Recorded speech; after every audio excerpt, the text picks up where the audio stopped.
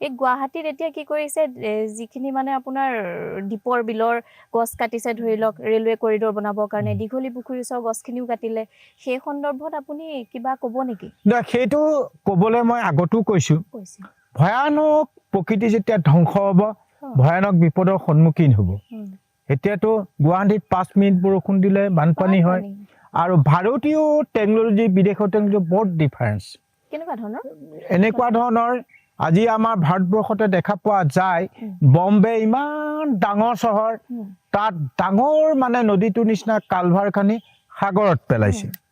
নিচি গুৱাহাটী হেন এটা ব্ৰহ্মপুত্ৰ কাষত থাকি কালভাৰ খানি কিয় সাগৰত নদীত পেলাব পৰা নাই যে ভাৰতীয় মোৰ দৃষ্টিভংগীত এইটোৱে যে তেওঁলোকে যিয়ে যি কাম নকৰক যেতিয়ালৈকে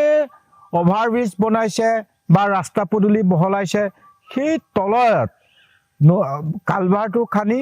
নদীত পেলাই তাৰ ওপৰ ৰাস্তা বনক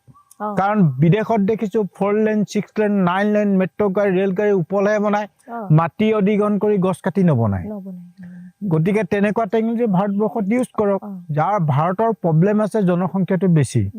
সেইকাৰণে সেই প্ৰব্লেমটো দূৰ কৰিবলৈ হ'লে সেই টেকনলজিটো যদি ইউজ কৰে এতিয়া কৰোৰ হেজাৰ কৰোৰ পইচা খৰচ কৰিছে গুৱাহাটীত লাখ লাখ পইচা খৰচ কৰিছে কিন্তু সেইটো দিগ্গমাদি আঁচনি প্ৰস্তুত কৰি কিয় না মই দীঘলী পুখুৰী পাৰত ইঞ্জিনিয়াৰ কৈছো